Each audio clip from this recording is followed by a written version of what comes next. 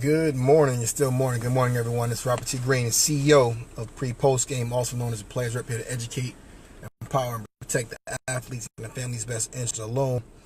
Today's Thursday, October the 25th, approximately 11:30 a.m. Eastern Standard Time.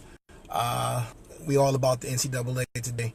We're doing our What You Need to Know, Not What You Want to Hear podcast presented by Pre-Post Game. Soon we'll have Mr. Jabari Moore, affiliate partner of Pre-Post Game, coming in to discuss many things that parents and athletes go through daily and don't really understand.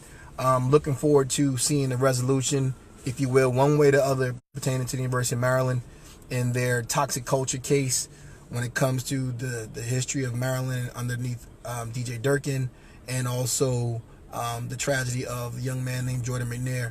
I put this on record as if DJ Durkin is to return to Maryland. Please believe and understand that, Pre-Post Game and our colleagues will do everything we can regarding upcoming recruits and their parents to make sure they make the proper decision that's best for them regarding how they need to help their young athlete participate and be a part of the educational process. Also for them and those guys to go towards becoming a future professional in that scenario, if that's the right situation for them. How you doing, Mr. Davis? I hope all is well with you. Definitely want to talk to you about a few things when we get a chance. Once again, if this video educates, empowers, and protects you guys in any way, please like and share, because this is information you're not going to get anywhere, anytime. You're not going to get it from the worldwide leader. Specifically, two things. Why? Because one, they don't know, and two, they don't want to know. And so again, the reality is when I do these podcasts, it's not really for my edification, but for the actual athlete and families who have to struggle to figure out what's in their best interest, because those that are actually advising them are doing it on beyond or before their own best interest. And absolutely, we can talk this weekend, sir. Absolutely. So, first things first, the NCAA transfer rule, the new transfer rule people don't know, which is called 424, the 424 transfer rule pertaining to basketball and football. And because those rules are different than other sports such as baseball and hockey and everything else, that's another story in itself, that why they literally have rules set for the guys in football and basketball in particular, African American, the highest generated revenue sports, that their situation is set up where they have to be in a school or some place at a certain time, go through certain things that actually discourages their actual education, will help them achieve their goals, which is to try to participate at the next level, professionally speaking. But that's it. So let's talk about that really quick. For those who don't know, the NCAA rule put out for the first time ever a transfer rule as of October 15th. An athlete, without getting permission, which is called before, permission from the actual current school, they can go to the compliance department and initiate the paperwork called intent to transfer. An intent to transfer allows you to basically put your name into a portal where within 48 hours your name will be at the portal where all coaches from the 1A college coaches can see your name, and you can participate into now essentially opening up your recruitment once again. Oh, this is the part that people don't understand. One, that portal is basically exclusive to the NCAA and the actual coaches. So you really don't know how many players have decided to transfer from one school, because in essence, if I'm a kid or a bunch of kids transfer from one school, the upcoming recruits and parents should have the right and knowledge to understand what's going on at that school so they can make an informed decision, which again, obviously the university and the coaches don't want you to know what's actually going on and why these kids actually transferred. Now, the fact of the matter is they can try to stop you, but they can't stop you. That's what phone numbers are for. That's what social media is for. You can contact that school. You can look those things up by saying college transfer. When you're going through the recruitment process, you can ask the coach directly, has any kids transferred from here in the last 2 years or so? If so, I like that contact information if you really want to know. If the school or the recruiter decides they don't want to give you that information, that's giving you an answer that you need to know already right there. They don't want you to know what's really going on. But however, 700 schools in this scenario, when I tell people all the time that sports is not a game, sports is all business, the fact is that there are 650 coaches in these schools, particularly football, that are trying to use the actual athlete and use the actual families to actually position themselves into a better career, better salary, better coaching job, which means that about 50 coaches, particularly the Power 5 coaches, are complacent or happy where they at currently, and they have no interest in moving. Therefore, when a kid, say for example, in a Power 5 school decides he wants to transfer, he may want to transfer to another Power 5 school, but if it's within those 50 schools where those same coaches have no threat of being fired, no threat of losing, no threat of change, then they necessarily don't want to see their other kid come to them, even if they can help them play. And the reason why is because the fact of the matter is that same school and that same coach don't want his other players who may not be happy, may have been lied to, may have been misled, may have been treated improperly. They don't want those kids that's currently on their roster to decide to go somewhere else. Therefore, the same old good old boy buddy system people talk about all the time, collusion in the NFL, there's nothing more than collusion in the actual NCAA and college sports, because these coaches in particular, they all talk about the parents, they all talk about the actual athletes, they all set things up that literally you don't understand, you wouldn't care to understand unless it's happening to you in the first place. So if you're one of those athletes that decide to transfer, you got to understand that what they're telling you needs to be audited, needs to be vetted, and needs to be monitored for quality assurance, if you will. Meaning, again, talk is cheap in plain English, and if you tell me something that you feel like you're so comfortable with, are you willing to put it in writing? Just like when they finish talking to you, they're going to ask you to sign your name and your signature to something. You have every right, and again, I would advise you to do exactly the same thing. If a coach says, hey, you can come here and you can play for me, and I'm going to help you do this, help you do that, is that coach actually going to be there past that actual year? Because there's no NCAA rule stopping a coach from lying to you to get you one spot and then taking another job for a lot of money the next year. Again, sports is not a game. Sports is all business. Trust the facts, not the process. So the fact is that what's going on with this situation is that if, again, you decide you want to transfer to the next situation, you want to basically make sure it's in your best interest and yours alone. No one else is going to actually put you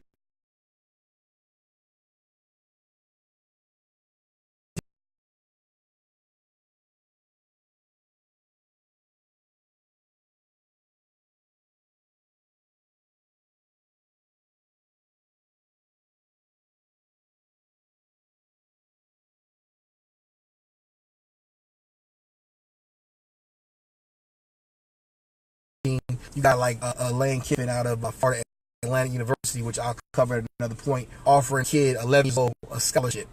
And once again, everybody talk about free education. Again, if that ain't blatant exploitation, it's not blatant trying to basically play for kids' needs and wants, make them feel like he's somebody not in order to be himself.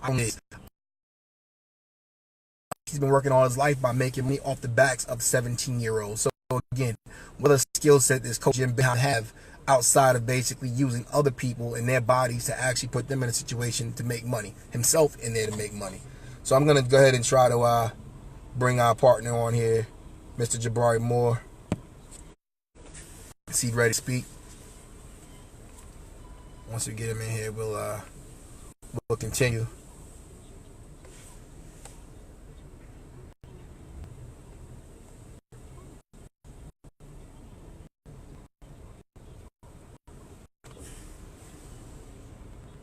I just did. Did you receive it?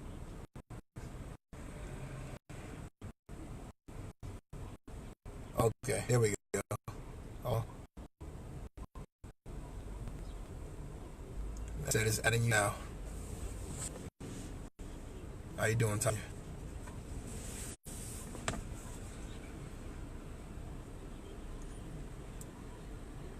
Yeah, I think you got to get that desktop checked out. Geek Squad. You can go right over to the local Best Buy and walk them through the process.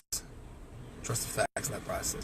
So until he jumps on here, we'll see what's going on. But as I was saying, that for parents who don't understand what recruiting actually is and why it's done and why coaches and universities want you to commit to them prior to you even realizing what it actually is committing to, is because once again they're trying to make it seem like they have your best interest in mind, and that the fact of the matter is that you can really evaluate a skill set of an 11-year-old, if you will, or 14-year-old and a 15-year-old. But the fact of the matter is, the reason why they want the early commit is basically to not have to spend a dime on your actual recruitment process. In particular, a lot of these coaches and schools want to offer kids that they know, particularly in the state of Florida or in Texas, they want to be the first one to offer you something so they can say that they were the first to offer. These are some of the things that I tell parents and teach athletes at the end of the day is the absolute reason why you should not commit to an actual school. So the reason for that nature, so hold on one second. I'm going to try to get you in again. Let's see. I added you. Again, it's the only thing that, for whatever reason, okay, I approved you. Now you in. Okay. There we go.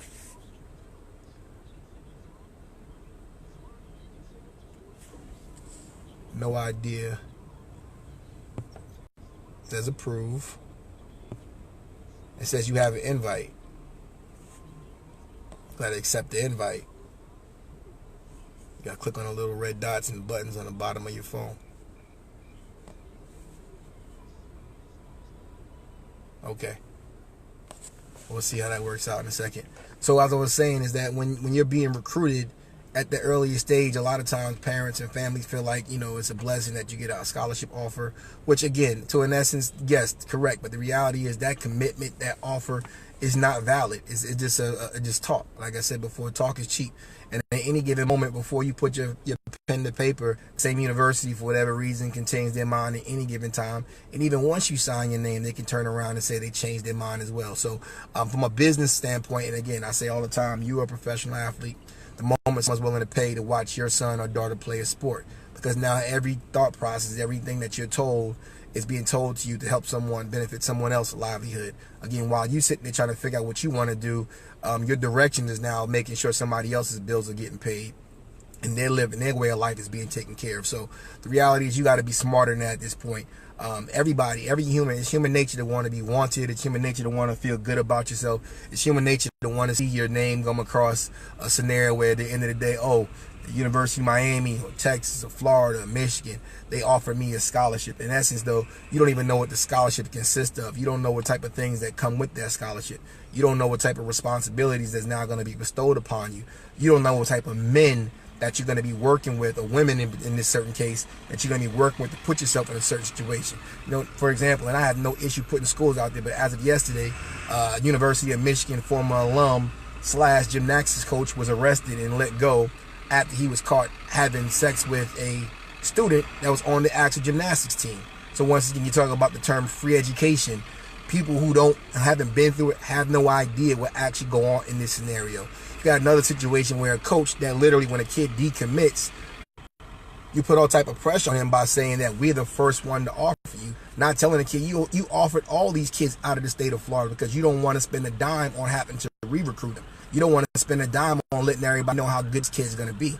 If a kid is 6'3", 245 pounds, or 6'4", 250 pounds, and a 10th grader, guess what? He going to get more often than one that you gave him. And the fact that you gave it to him first is simply because the town next door or the state next door don't know who he is yet. Doesn't mean he's any less of a player or a person. So to bestow that type of pressure, or that type of arrogance, and that type of bullying tactic, if you will, on an athlete and their family by saying, well, by you decommitting, we don't know if we may have a scholarship down the road. Well, guess what? You never needed that kid in the first place. Again, 1% go pro, but you need the other 99% to actually make the operation work. So this not act like understand that literally 99% of the kids that get scholarship offers are never going to play at the next level. But yet at the same time, you need those 99% to actually make sure you, the university, and the NCAA can pay their bills and make millions of dollars. So once again, if you don't have a scholarship for me after the fact when I'm 15 years old, then at the end of the day, you can keep your scholarship and give it to somebody else, because I'm going to go where I'm needed. Not where I'm wanted, because at the end of the day, if you want me, you can remove me when you want to. The NCAA rules is set up for that exact reason. So when athletes now are deciding to leave and move on for their situation, it happens all the time. We are family. We are brotherhood. When I do what you say, how I say to do it. The moment that I have a plan for myself or my family, I am now selfish. I am now a distraction. And you are now full of you know what. Trust the facts, not the process. So going back to, again, between recruiting and the actual transfer rules, it's all one and the same. The reality is the actual athletes that are actually going to be playing the National Football League next year, 2019, the projected top 5 picks or whatever, 15, 20 picks, they're going to be there regardless of what school they decided to go to. Ed Oliver out of the University of Houston, a 5-star athlete, decided to go to Houston. He's not playing. He started off where Tom Herman, who left him after he got there to take another job, like I said before. Trust the facts, not the process. At the University of Texas. He's now playing for Major Applewhite, a rookie coach who had issues off the field. But yet, guess what?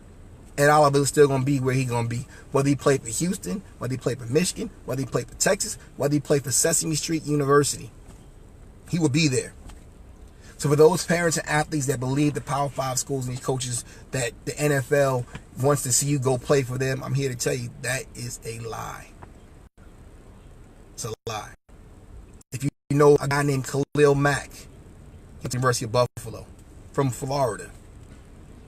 If you know a guy named Carson Wentz, second pick overall 2 years ago, went to the University of a 1AA program, North Dakota State. Mitch Trubisky, 2 years ago. Jared Goff, number 1 pick overall in the draft, out of Cal. None of them are playing for national championships. None of them are playing for Power 5 ring and conference championships. Somehow, the NFL still felt that they were worthy of being top 10 picks and making $30, $40 million. Nick Bosa, who just got hurt and left Ohio State. Because it's not like people in America don't have a job that they don't like and they put their 2 weeks notice in and leave, right? So when y'all do that, it's okay. But when this kid decides to do that to make $30 million, it's something wrong with him. No, it's something wrong with you. Absolutely, Jerry Rice from Mississippi State. And the list goes on and on and on. Lawrence Taylor, North Carolina. If you really want to talk about it, the number 1 defense in the National Football right now, National Football League, is the Baltimore Ravens. Check out what schools they got on their roster.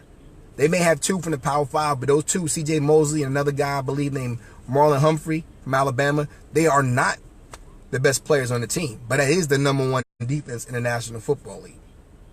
Just the facts, not the process.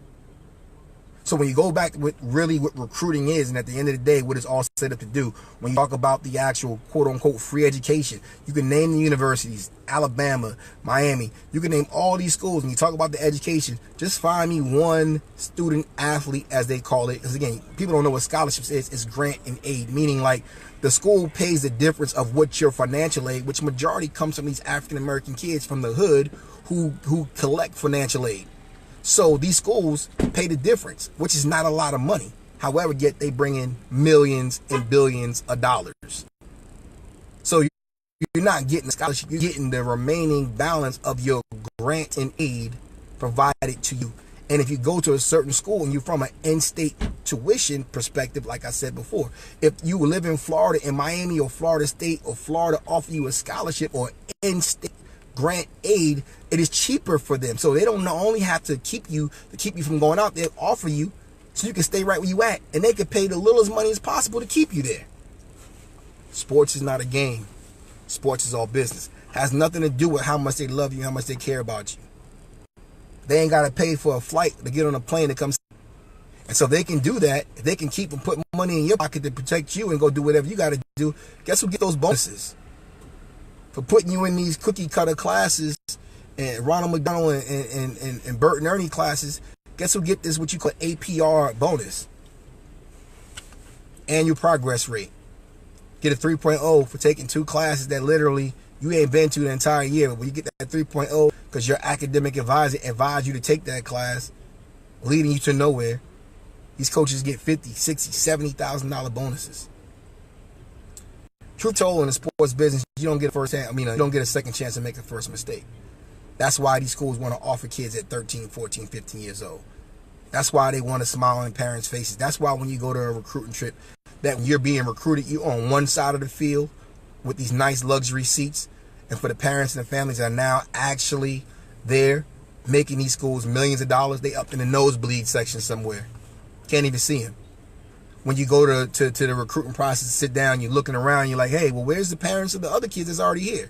Nowhere to be found. It's called segregation. They do that today. That doesn't stop you from picking up the phone or picking up your Facebook or picking up your Twitter and actually contacting them for yourself. Doesn't stop you from contacting the guys that came before. You can go to their roster 2 years before and figure out, hey, my son plays the same position. How did it work out for him? How did his free education work out? You can do that. Again, the problem is we got to stop being caught up with this king and queen treatment regarding the recruiting process. The reality is every parent athlete is taught and made to feel like this can never happen to them. That's the game. That's the system.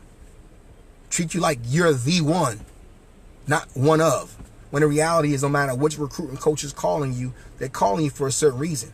When these guys come back into your living room and say certain things and figure out what's going on, they contact your high school coach. They contact other people to figure out what your tics are, what you like, and they turn around and tell it to your face and make you smile. So like I said before, Jim Boeheim said he don't feel like kids should be getting paid, that 17-year-olds don't get paid. Yeah, most 17-year-olds don't make millions and billions of dollars for other people too. He can't do what they do. But yet, they're supposed to apologize for leaving school early when sports has a short window to make money. And we can talk about the fan bases in college and pros all we want. At the end of the day, the fan base love the school, the university, not the players. So players have to stop trying to live for other people vicariously, whether it's the coach, whether it's the fans, and do what's best for them and their family while they still can. You talk about memories. Memories don't pay the medical bills when your body's beaten and broken. Memories don't pay the bills when you're looking at your degree. At the end of the day, you can't fill out a resume. Memories and hats and t-shirts and rings can't go get you into a situation when you might have even played in the NFL for 2 weeks, 3 weeks to a month, but yet you go to that same team and they telling you you got to pay full price because you ain't one of the elite. Trust the facts, not the process. To say this is about free education when athletes go to the schools, no matter what school they go to, at the end of the day, what brings all these athletes back together is not actually the school. It's about the men and women that they sacrifice their bodies and their minds for to achieve a common goal.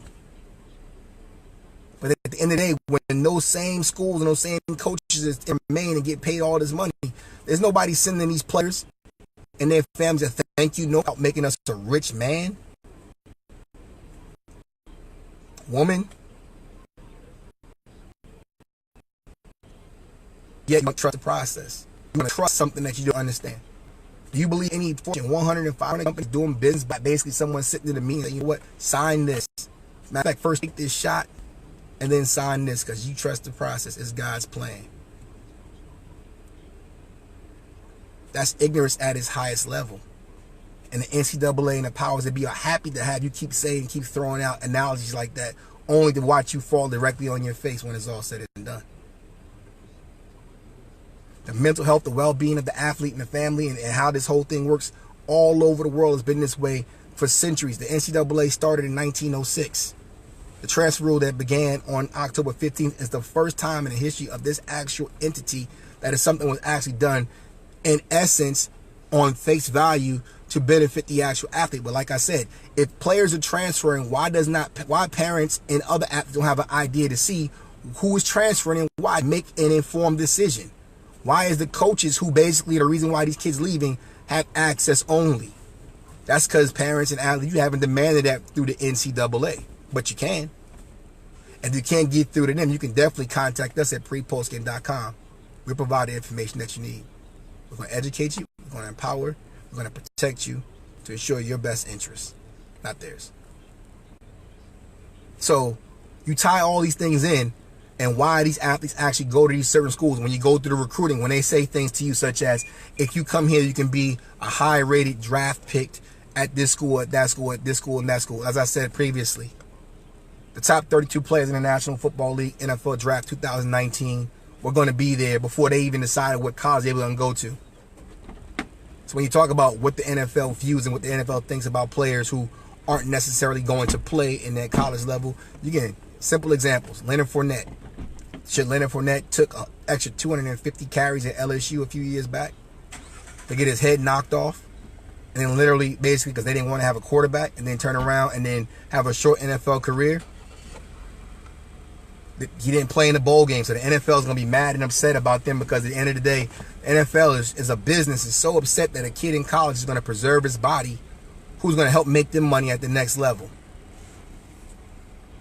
Think about that. Think about it. Common sense is not so common anymore. The NFL and the Jacksonville Jaguars drafted Leonard Fournette with an injury, an ankle injury. The 4th pick overall. Christian McCaffrey, running back, Stanford, just 2 years ago. Went to the combine, that was it. No other workouts. Here's my body of work. Here I am. You know my name. Number 8 overall for the Carolina Panthers. Trust the facts, not the process. This year, Nick Bosa, who was injured in high school, injured again, barely played his sophomore year, came in on third downs. And so Nick Bosa, it should come back for Ohio State after he hurts his core injury when he's planning to go take care of himself, and which, again, college is supposed to be about. You say it's education, but then people turn around and act like it's a job for them. I'm telling you, parents, I'm telling you, athletes, don't get caught in that shuffle. You got an opportunity to make 10, 15, $20 million. You go get it while you still can. Because the moment that you can't do what you want to do in the NBA and the NFL and the MLB anymore, that business is going to move on. It's going to move on. With or without you. And just like Nick Bosa making his decision, the Ohio State University moved on without him. But once again, what do we know about this? Urban Meyer's the coach there, right? Did they just not get the doors blown off by Purdue? It's about the players. The defense coordinator is Greg Schiano, who was looking to get another head coaching job, who was an NFL coach. Again, there's never been a great coach of a bad team, so who are you fooling? This whole thing, going back to recruiting, Nick Bosa, Rashawn Gary, Ed Oliver, they could have went to any school in the country and been in the same position today. Has nothing to do with Urban Meyer, has nothing to do with Jim Harbaugh, has nothing to do with Tom Herman, who left Ed Oliver and went somewhere else.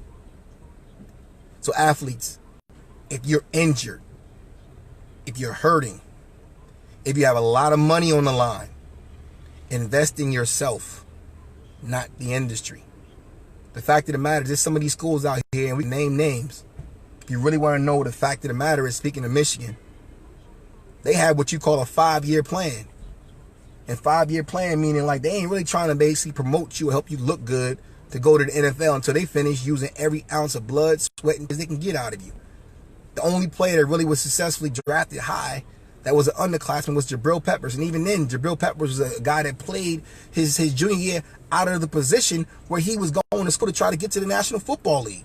Why is that? Why is that? If you recruited these kids on, if you come here and you could be a top 10 pick and a high drafted athlete, why don't you speak to these kids? Why don't you put these kids in situations to be successful? Why don't you talk about taxes? Why don't you talk about how the NFL actually works? Why don't you talk about taking care of their body and putting them in certain ways to protect themselves versus just sitting there, fight songs and running around and putting them on billboards and everything else, selling tickets. Speaking of Michigan, if you don't pay attention, every promotion they put out there in their social media got some sponsored by somebody else, using the name or the image or the likeness of some kid.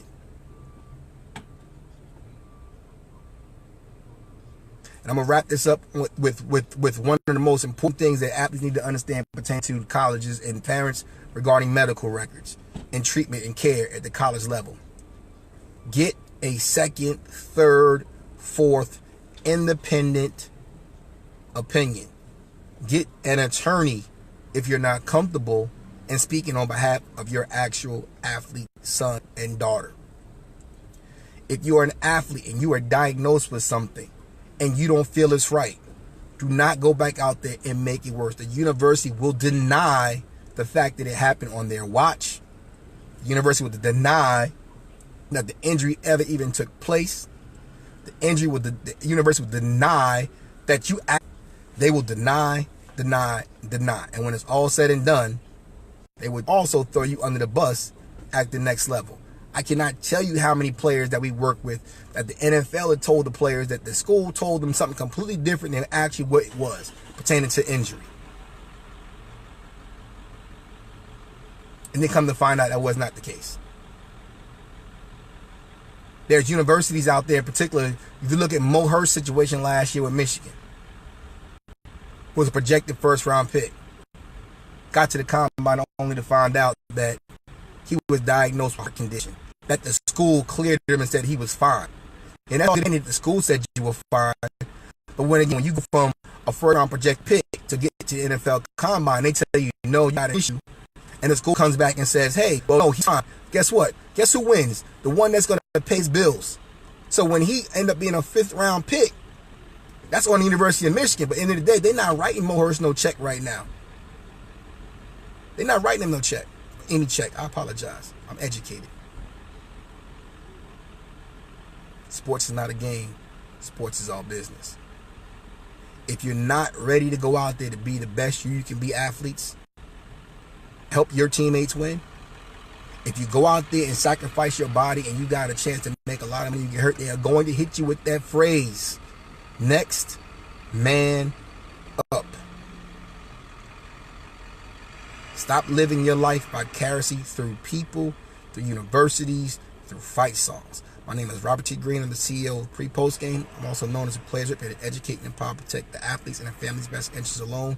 You can check us out at prepostgame.com for consultation and sports business advisory and transition succession planning. To follow, go to the Players Rep 1 on Twitter, the Players Rep 1 on Instagram.